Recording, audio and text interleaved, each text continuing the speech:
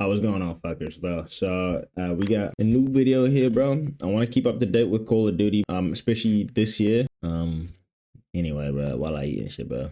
We got a new chapter of Modern Warfare from the award episode 1. So it's like the team speaking about the game and shit, bro. I like this sort of stuff, bro. Let's get in there. I like the information from the game, bro. Play my video, bro. Follow my shit.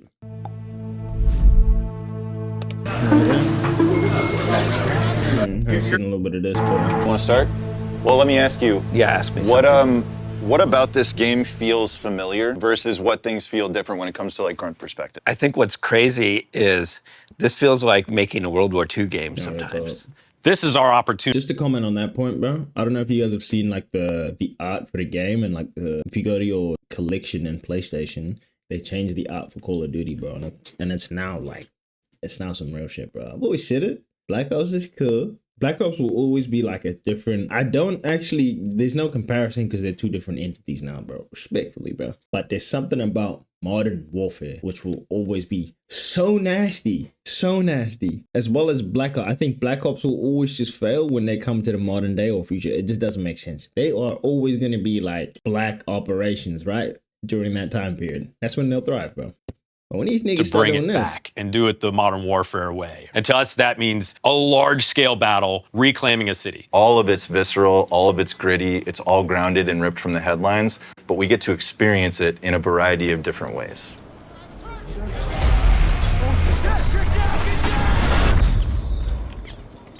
We need to go back to the Call of Duty. That's what the Call of Duty came about.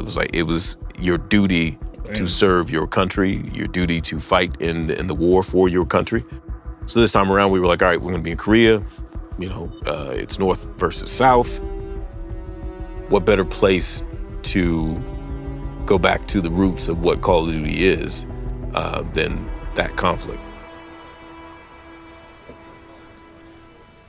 We dug into pretty hard the history of, North and South Korea, the reason that there's a, divide in the first place. Mm-hmm. And now we're getting to go back to that actual huge forces in direct conflict, two actual modern militaries. Yeah. Like what is big war? What is big war? What is big? Yeah. And you ask a person, everybody has a different identity of what big war is. You can imagine the powder keg that's underneath, this place inherently. It's built in, unfortunately, but we got to explore that. When I was growing up, that was still very real. And so our campaign levels definitely adds that threat looming feeling to actually happening.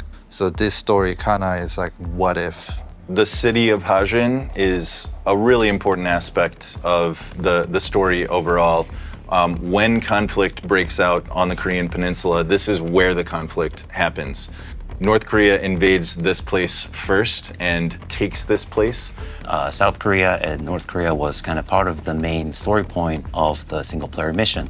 So our aim is to make sure that we relive the experience for the players and be able to portray that and then show the aftermath of the story that would happen in the single player. It's a place where our main characters, a lot of them live.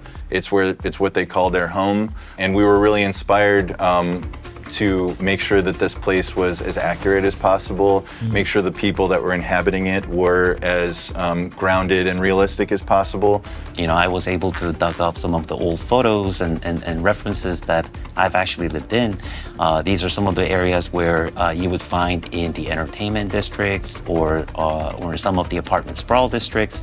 We went from the initial concept stages and pre-productions and then looking at the global art direction for the goal of the game. 저 집들을 싹 비워라! 모두 밖으로 내보내. 알겠나? The narrative team and Grigsby, they have dialogue coaches and they have their lines, and we got to review every single line to feel like if this person is from the southern region. Nah, hold on, bro. I think I said this yesterday. I still haven't played BO6. What is wrong with me? Campaign. I'm pretty sure it was good. Let's do that one day, bro. You know what I'm saying? South Korea, then they need to have a specific dialect. We needed to make sure those elements are there. It makes us get immersed into it because their lines are so good and their emotions through the acting is so good that we were like, we bought it right away. 뭐야? 잠깐만. 아, 진짜. 야, 이거 누구야? 두파. 우탱. 형, 나도 들어보자. 야, 기회 들어가는 거다. 입안이고. Hey, fellas, I don't got my subtitles on. Speak my language, please. If we can look at this, I actually wanted to see how many people we have in here, like in the blockout. 2, 3, 4. So 8 total? Yeah, I think we'll probably need to do more like 12 because this has to be a battle. Like this has to be like my guys might go like, oh, Flank fuck. over on the side. And then yeah, exactly. This is a little more complicated than some of the other ones, but we'll get there. Yeah. One of the things that makes Modern Warfare 4 unique is it has multiple story threads. We get to experience different threads of the story through different characters and how they resolve the conflict that they come across. In South Korea, conscription is mandatory, which means all young people have to go into military service. We wanted to use that as a starting point for our character Park. He starts as a grunt who would rather be doing something else, and when war breaks out, he's forced to make a decision about how he's going to respond to that.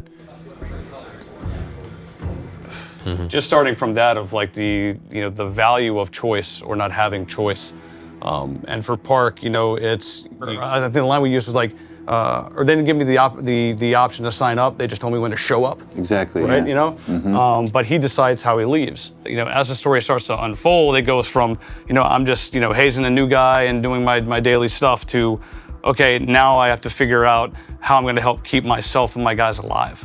And we get to see that kind of play out through all these different, harrowing situations. Like your city is being bombarded. Apparently this is a new team, like entirely. But I'd like to know how many of these dudes, might not be any, worked on the GOAT 2019.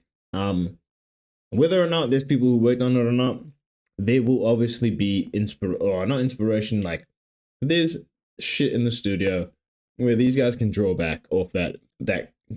The game, that's the greatest COD of all time on so many different levels. And so I'm sure obviously they're drawing from like a lot of the level of excellence that game achieved. And you can fucking see this in this game, bro. Who the fuck is that Treyarch, bro? I swear to God, bro. We're running from space to space as North Koreans are, falling and literally dropping in from the sky.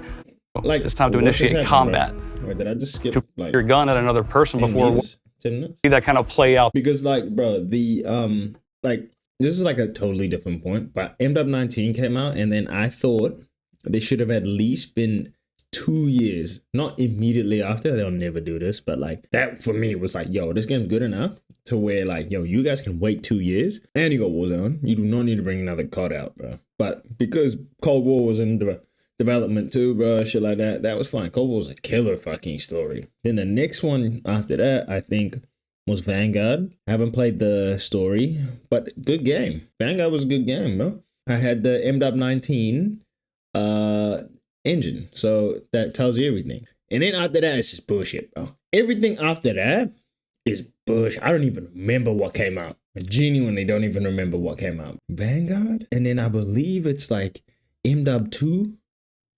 Some stupid, and then MW3. Everything after that was bullshit, bro. I want you to know that.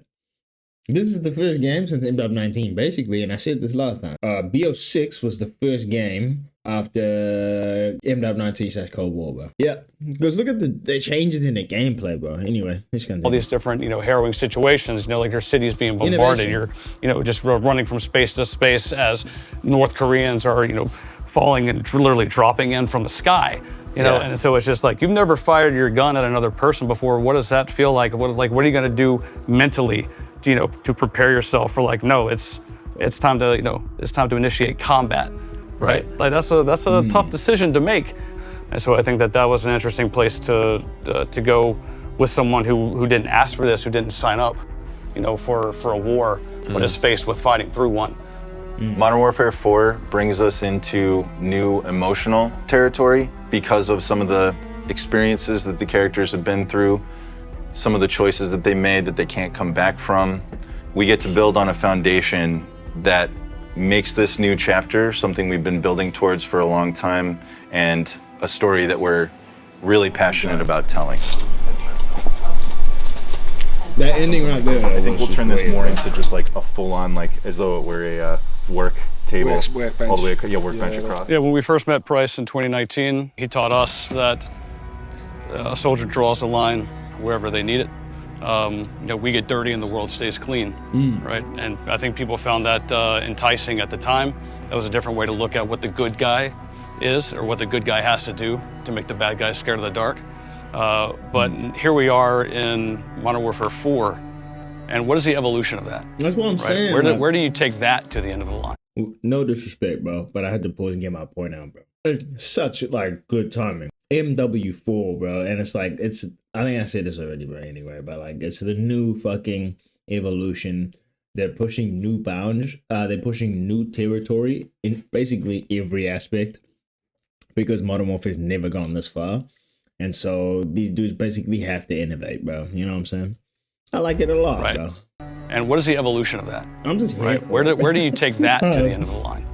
Right now with Price, this is an operator that essentially, after the events of the last game, has turned into an outlaw. Right. He doesn't have the same, security apparatus that he had. He doesn't have the same tools necessarily of his trade. But he's the type of man that's going to find, the best tool for the job, no matter what he has to do. I think we're going to see really kind of how far he's willing to go in this game. What lines he's willing to cross. We are just as excited to see where these characters get to go as we are for people to experience it. If Valeria starts back here and goes up to there, I guess, right? Something like that. So they get out of the helicopter. Yeah. They open the door. She's like talking to him like, yeah, you better not miss it. And then they all get out and come up, and then we land here.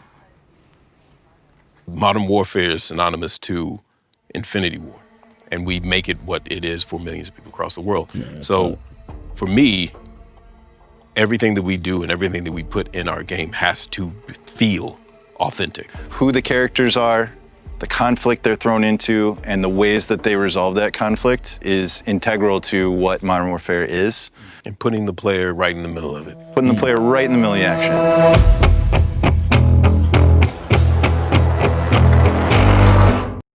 That's it. Anyway. Ready to roll? Yo, I'm Isaac. And pod off duty. Here at I'm not ready to roll, bro. Anyway, I'm out this bitch. Appreciate each and every one of you, bro. I can't wait till this game comes out on me.